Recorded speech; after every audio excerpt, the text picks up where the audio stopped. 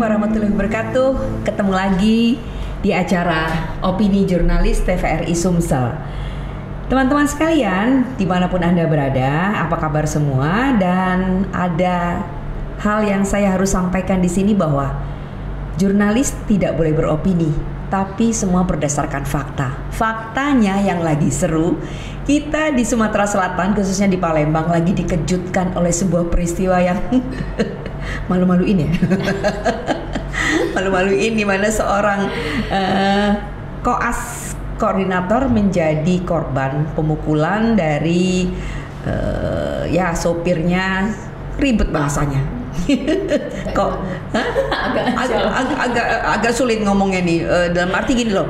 Pokoknya ini menjadi peristiwa yang menjurus ke tindak pidana ya, karena ada pemukulan, dan itu kita sangat menyesalkan semuanya ya, Dokter Mila ya. Dan saat ini kita sedang prihatin semua, dan kemudian berkaca nih ya, sebenarnya seperti apa nian, kata orang Palembang. Jadi dokter tuh seperti apa nian, sak manunian, oke? Dan saya sedang bersama tamu yang sangat spesial. Beliau adalah Dr. Ariesti Carmila MKes PhD. Nah, ini dia orangnya. Pakai baju merah. Merah hari ini kita. Merah hari ini, berani ya. mengungkapkan kebenaran. Oh gitu ya. Nggak sengaja padahal. Oke. Dokter Mila ini juga apa saya mau bilang? Saya bukan bilang kebetulan, karena memang sudah dinikahi dari lama oleh Mas Yuda Pratomo. Beliau calon wali kota yang kemudian belum terpilih untuk saat ini ya, Dok ya. Insya Allah berproses 5 tahun lagi insya Allah. Dan Dokter Mila ini prestasinya luar biasa banyak, bukan hanya di bidang kedokteran, karena beliau juga pernah menjadi finalis Putri Indonesia 2003. Waduh, udah lama sekali. Ya udah lama, tapi kan masih kelihatan. Oh gitu ya. Cantik, tinggi, dan yang pasti kalau di kedokteran tuh di pemilihan putri-putrian gitu ada 3B. Brain, beauty, behavior. Yes, you have a brain. Oh, everybody has a brain. Have a good brain. Buktinya Dokter Mila ini dapat Fulbright ya, beasiswa penuh di Michigan University. Ya. Itu belajar tentang apa? Tentang epidemiologi. Epidemiologi itu apa? Nyebutnya aja susah. Iya. Epidemiologi. Kayaknya mesti deketan deh kayak ini. Kedengeran deh. Ya. Oke, sorry. Jadi epidemiologi itu gimana ya? Deketin lagi. Kurang lagi. Saya memang kurang ini kali ya. Harus lebih sering di interview ya. Di wawancara. Di podcast. Jadi epidemiologi itu adalah ilmu yang mempelajari distribusi penyakit. Penyakit kok mau didistribusikan? Iya, semua kita ini masyarakat terdistribusi seperti pilkada aja kan. Distribusinya ada di mana nih? Begitupun penyakit. Jadi bagaimana polanya, bagaimana angka kejadiannya, terus apa sih faktor-faktor resiko yang menyebabkan timbulnya penyakit tertentu, sehingga nanti kita punya gambaran nih. Oh, penyakitnya tuh sebarannya begini, faktor resikonya begini. Jadi di ujungnya kita bisa mengendalikan apa yang bisa kita kendalikan dari, jadi preventionnya gimana, kira-kira seperti itu. Jadi dia lebih, kalau saya kan ada dasar klinisinya dan ada juga jadi kalau epidemiologi itu lebih ke luasnya, jadi kayak public health-nya juga ada. Jadi bukan hanya individual medicine tapi juga public health-nya juga bisa. Jadi bisa saling melengkapi, makanya saya milih itu. Oke. Dan untuk menuju ke sana, Dokter Mila itu melalui perjuangan yang luar biasa. Ya, menjadi dokter itu, ya Dok ya. Itu boleh dibilang kalau menurut saya itu kasta yang beda di masyarakat. Masa? Kasta dalam arti itu orang-orang terpilih, orang-orang spesial yang punya kecerdasan luar biasa, ya. Dan punya biaya. Nah ini dia tanda kutip ya, bahwa ada orang nggak mampu, kalau dia punya otak cerdas dan dia punya tekad yang kuat untuk jadi dokter bisa, kan gitu, ya kan? Tetapi kemudian belakangan, nggak tahu di sejak tahun berapa periodenya, ada memang orang tua ya yang kepengen banget anaknya jadi dokter. gitu ya. Gitu. Jadi ada kelas-kelasnya tuh kabarnya. Saya pernah dengar tuh. Ada orang tua dokter yang kepengen anaknya jadi dokter. Ada anaknya sendiri yang memang jadi dokter, kepengen jadi dokter, ya kan? Atau ada kakeknya yang jadi dokter, kepengen keturunannya kemudian jadi dokter, seperti itu.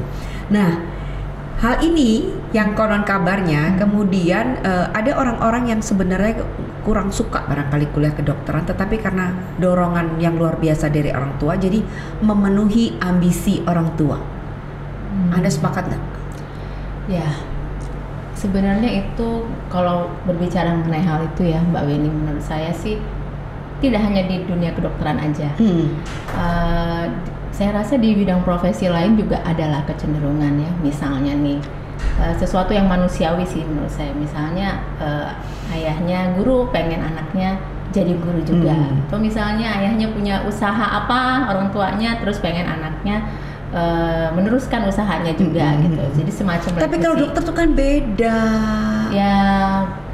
Ya maksudnya berbicara tentang itu dulu kita. Berbicara tentang itu dulu. Jadi kita mesti akui memang kadang-kadang ada beberapa sejawat yang misalnya pengen nih anaknya menjadi, ini masalah parenting ya sebenarnya. Misalnya saya pengen anak saya menjadi dokter. Ya, tapi tentunya secara bijak kan anak itu kan sebenarnya bukan milik kita. Betul kan? Betul, kata Kali Gibran ya. Betul, iya. Jadi kalau memang anaknya itu tidak mau gitu, karena kan beberapa anak mempunyai passion sendiri, seperti anak-anak saya juga tidak berpassion untuk menjadi yang paling besar, tidak berkenan untuk menjadi dokter, malah mau jadi jurnalis seperti Mbak ini. Itu pilihan yang bagus. Betul, jadi ya sebenarnya ini kembali ke cara pola pikir orang tuanya sendiri gitu, pola pikir orang tua ya. Kemudian parenting juga. Betul, gitu, kira-kira mau kemana ya. Ada beberapa anak yang mungkin nggak tahu mau jadi apa gitu kan. Aduh saya bingung, ya udahlah ikut mama papa aja, mungkin yang setiap hari dilihatnya begitu gitu kan. Atau malah setiap hari dilihat jadi dokter malah nggak mau ya tuh. Sama dengan anak saya, ibunya wartawan, dia kan nggak mau jadi wartawan. Yang lain aja deh gitu kan. Ya jadi memang harus diakui, kadang-kadang ada yang memang mau gitu ya, syukur alhamdulillah. Misalnya orang tuanya kebetulan dokter, anaknya pun karena memang sehari-hari melihat seperti itu, terinspirasi dan lain sebagainya, mau menjadi dokter juga ya. Tapi ya saya juga harus mengakui mungkin ada beberapa student mahasiswa yang sebenarnya tidak ingin jadi dokter gitu kan, tidak ingin jadi dokter, tapi ya mungkin karena pertimbangan-pertimbangan lain akhirnya menjadi dokter. Ya mungkin nanti mereka kalau tamat bisa memilih jenjang karir yang lain, malah jadi marketer kali ya. Mungkin bisa jadi pengusaha ya. Sebenarnya menjadi dokter itu sendiri itu tidak harus menjadi klinisi gitu kan. Sebenarnya kita bisa bergerak di bidang bidang macam-macam. Misalnya dia mau menjadi peneliti, atau mau menjadi dosen, atau mau bekerja di bidang farmasi, atau mau bekerja di bidang pemerintahan gitu, yang public health. Sebenarnya pintunya terbuka banyak gitu loh. Ya, tapi itulah kembali ke passion masing-masing ya. Ya orang tua ya, saya tidak dalam kapasitas menasehati cara menjadi orang tua yang baik, karena belum tentu juga saya orang tua yang baik. Tapi kalau secara bijak ya kita harus banyak berbicara dengan anak-anak kita, sehingga kalau memang mereka nggak ada passion akan sulit dalam menjalani pendidikan kedokteran yang menurut saya itu sedikit mungkin lebih berat dibandingkan bidang pendidikan yang lain. Ya, karena apa? Mungkin karena dokter itu akan berhadapan dengan manusia. Betul. Jadi dalam misalnya dia menjadi klinisi, mengobati, itu hampir tidak ada tempat untuk berbuat kesalahan gitu. Karena kita tidak mau, karena prinsip kedokteran itu kan safety first gitu. Jadi jangan sampai kita mencelakakan orang lain. Karena nyawa manusia taruhannya. Iya. Jadi itu yang akan tanggung jawabnya menjadi lebih besar, baik tanggung jawab kita sesama manusia, tepat pada diri kita sendiri, maupun kepada Sang Pencipta. Menurut saya sih begitu. Oke. Dokter Mila kan juga dosen ya. Betul. Jadi bisa melihat bagaimana anak-anak yang memang sebenarnya tidak punya keinginan, atau sedikit aja deh gitu kali, dengan memang yang punya passion yang luar biasa, itu dia kenyataannya lebih sulit ya, secara akademis ya, atau secara apa? Ya sebenarnya. Terus nilainya kan nggak bisa didongkrak-dongkrak karena berhubungan dengan manusia tadi. Jadi gimana dong? Ya akhirnya mungkin agak terhambat. Gitu. Atau DO ya? Ya kalau memang sudah di level tertentu yang tidak bisa kita selamatkan lagi gitu kan, karena kita kadang-kadang masih persuasif kan. Misalnya ada kesulitan belajar, kita tanya permasalahannya bagaimana. Di FK sendiri kan ada konselingnya, ada dosen PA. Jadi kalau memang mereka merasa ada hambatan atau ada apapun, mereka selalu bisa berkonsultasi gitu.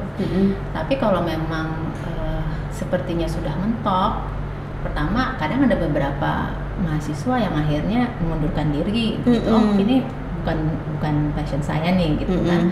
Ada beberapa yang masih bisa nih gitu kan, kita dorong, kita motivasi dan akhirnya mencoba untuk menjalani. Mungkin nanti kalau emang nggak ada, memilih jalur karir yang lain, kita tidak tahu gitu kan ya. Tapi kalau kami berusaha, maksudnya dosen itu prinsipnya kalau sudah masuk FK, kita akan berusaha sebaik mungkin mendidik mereka meluluskan menjadi dokter. Karena mereka masuk di situ gitu loh.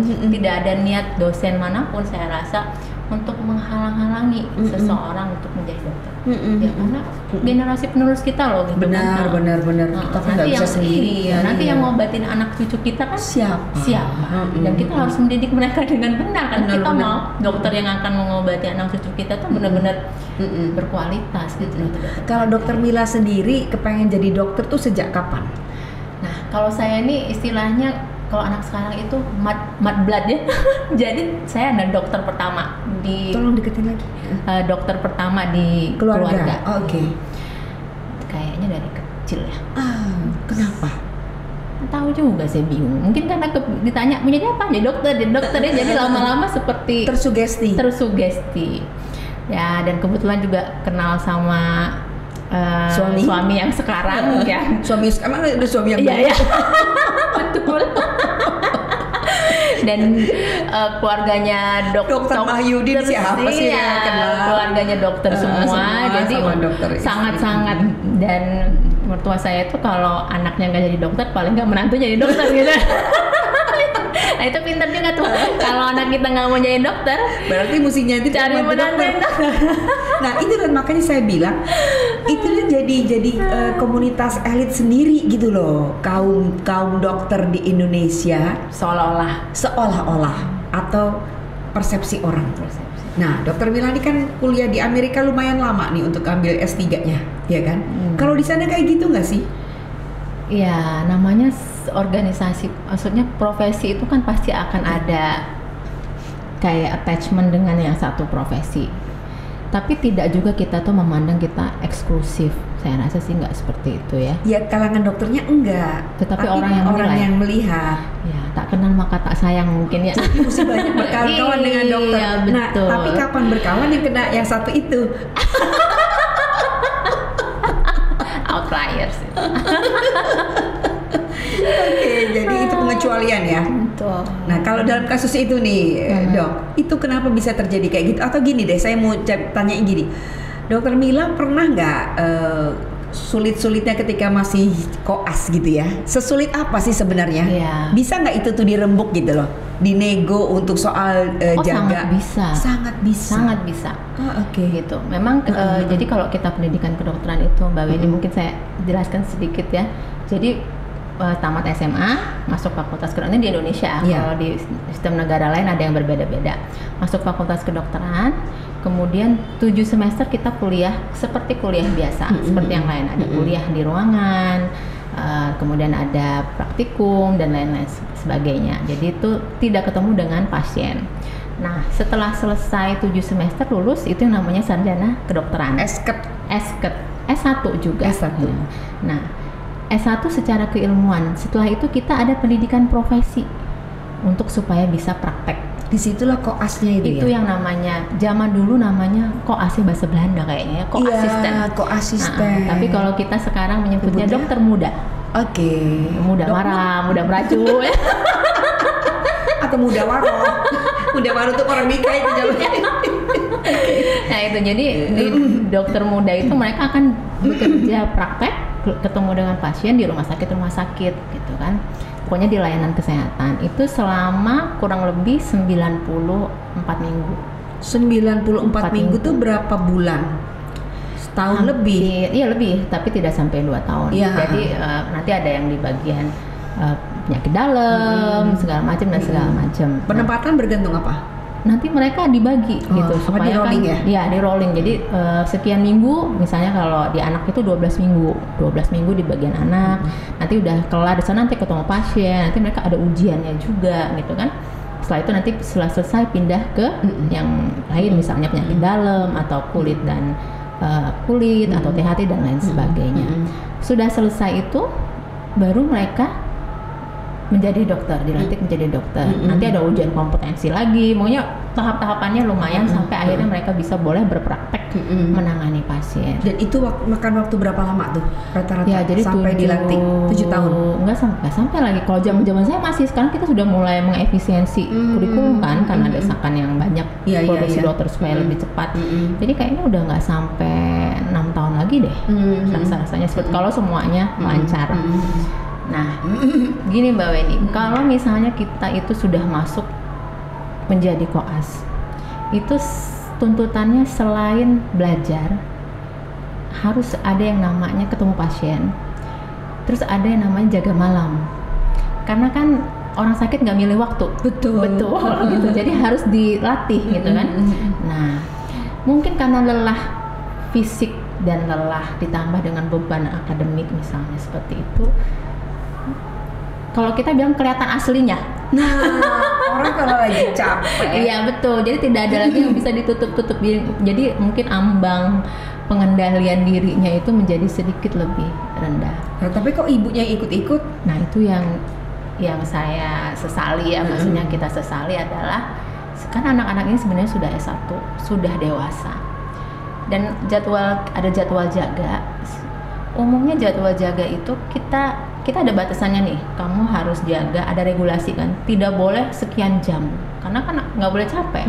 Kalau misalnya dokter atau tenaga kesehatan itu sudah terlalu capek, dia tidak bisa memberikan pelayanan yang aman lagi untuk ya kayak ngantuk gitu kan, salah meriksa atau misalnya salah suntik, jadi harus optimal gitu, kesehatannya harus optimal. Jadi ada regulasinya. Tidak boleh lebih 80 jam dalam seminggu, jaga tidak boleh sekian. Jadi kita ada batas-batasannya yang sudah diatur dan disusun sedemikian rupa. Nah, nanti pada saat disusun itu umumnya kita tergantung ya. Kalau di bagian anak itu kita menyerahkan kepada mereka. Yang penting mengikuti rambu-rambu itu. Karena kadang-kadang kita nggak tahu, saya mau ada ini nih, begitu kan. Nah, nanti setelah mereka susun, kan ini namanya pendidikan orang dewasa. Nanti akan konsultasi dengan kodiknya, maksudnya dokter pengampunya, ini dalam hal itu dosennya, gitu kan. Nanti akan dilihat, kemudian disetujui atau tidak disetujui. Gitu. Ya, jadi sebenarnya umumnya itu biasa kan, kadang kita nggak tahu, misalnya harus hari ini jaga, ada acara, tukeran. Dan itu biasa banget. Dia sangat biasa sampai saya saat begini aja masih jaga gitu kan. Masih jaga sudah berapa tahun jadi dokter? Waduh, nanti ketahuan deh umurnya. Nggak apa-apa lah. Dari tahun berapa? Saya lulus 2003 ya. 2003 21 tahun. Iya. Ya memang begitu, masih jaga juga, karena kebetulan kerja di rumah sakit pendidikan kan tipe A yang melayani pasien. Ya kan sering, jadi kita mencoba untuk ya sama-sama lah ya, ini bisa, ini nggak bisa. Kalau misalnya lagi nggak bisa, namanya dokter tuh nggak bisa kerja sendiri, nggak kayak misalnya orang IT bisa aja dia kerja sendiri gitu kan. Kalau kita harus banyak berkomunikasi dengan orang lain, termasuk dengan sejawat.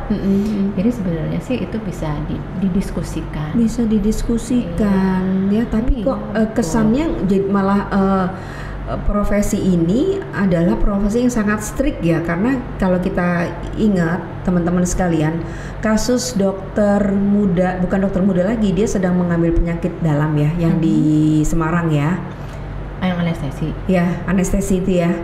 Itu kan dia sampai suicide itu ya. Itu kan jadi memberi kesan bahwa ini profesi yang sangat keras. Dan tapi saya paham bahwa kenapa harus keras, karena berhubungan dengan nyawa manusia. Betul. Gitu kan ya. Nah, tapi memang sekeras itu ya, sampai ketika kita ikut spesialis itu masih keras kayak gitu, apa tambah makin ya? Kalau pendidikan dokter spesialis ya pasti menjadi lebih berat ya. Lebih berat. Betul. Beda ya, lebih berat dengan lebih keras ya. Keras itu Keras tuh kesannya gimana? kesannya gitu ya? gimana ya? Oke. Kita orangnya lembut-lembut kok Gitu ya? sebenarnya. Gitu Iya, ya? masa ketemu pasien bentak-bentak lari Nggak semua. mungkin, Iya. lari. Tapi memang ya bertambah jenjang pendidikan tentu menjadi lebih berat. Karena kan kalau spesialis jumlahnya udah jauh lebih sedikit. Kalau dokter muda kan lebih banyak. Lebih Jadi banyak. kalau kan dibagi tuh, misalnya dia ada pos-posnya nih, jaga di sini di pos A, B, C dan sebagainya. Kalau jumlahnya semakin banyak kan jaganya semakin ramai. Kalau jumlahnya yang datang itu sedikit, berarti jadwalnya jadi lebih sering gitu kan.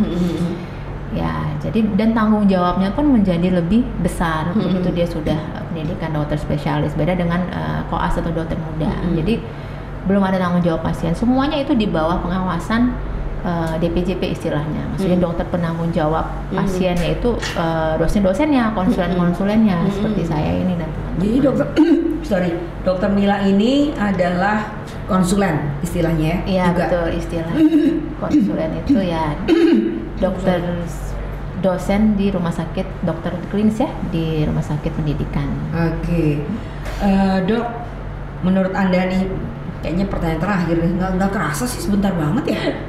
Seru soalnya. Mana yang lebih mudah menghafalkan nama obat atau menghadapi pasien yang rewel? Sebenarnya ya lebih enak kalau saya sih lebih nama obat itu nggak perlu dihafal. Oh gitu. Iya. Ada bukunya. Ada bukunya. Malah untuk patient safety kita nggak boleh menghafal sebenarnya. Maksudnya kita tahu tapi harus cross check karena apalagi di anak-anak kan dosis itu harus di double check, takut silap lupa. Kalau pasien rewel itu yang penting diajak bicara baik-baik gitu loh di Kalau rewel pasien tuh harus rewel, apalagi saya dokter anak ya. Kalau diem aja bingung sakitnya apa. Iya. Tepatnya orang tua si anak harus rewel untuk mengonfirmasi semuanya gitu ya. Menjelaskan penyakit anaknya, memberikan informasi sebanyak. Kalau diem aja malah dokternya bingung. Jadi kalau memang ya saya sih senangnya keluarga yang banyak bicara gitu kan, komunikasi dengan baik, dan tentunya dokternya pun juga harus berkomunikasi dengan baik. Jangan mahal bicara. Jangan mahal bicara, benar-benar bingung ya kalau kita orang tua. Bener banget, dokter anak itu menjadi tumpuan, apalagi kalau pasien yang dibawa itu adalah anak pertama. Gitu ya. Jadi kalau saya ingat nih dulu ada dokternya siapa sih, saya lupa, dokter Siske kalau nggak salah. Dokter Siske. Dokter Siske. Jadi saya sama suami udah berbagi peran nih. Bu, nanti kamu bagian nanya yang ini, saya nanya bagian ini. Udah buat catatan gitu ya. Buat catatan. Itu bener ya kayak gitu. Betul. Ya. Saya sih senang kalau pasien saya bawa catatan gitu kan. Jadi juga mereka senang, saya juga tahu dengan benar gitu kan. Karena sebenarnya kita mendiagnosis penyakit itu harus tahu perjalanan sakitnya tuh bagaimana gitu kan, baru nanti periksa pasiennya ditunjang dengan yang lain gitu. Ih, dokter Mila sayang banget waktunya terbatas. Gitu ya. Nanti kita ngobrol lagi ya. Anytime ya. Oke, terima kasih banyak nih atas kehadirannya dan juga tentu sangat menginspirasi teman-teman di luar sana yang tentu ingin ada penerus ya. Silakan anaknya jadi dokter, tapi tentu dokter yang baik. Ya. Dan kemudian ada kata endingnya nih. Jangan sekali-kali beropini. Temukan faktanya hanya di opini jurnalis. Gitu ya. Saya Weni Ramdiastuti. Sampai bertemu pada episode selanjutnya. Bye.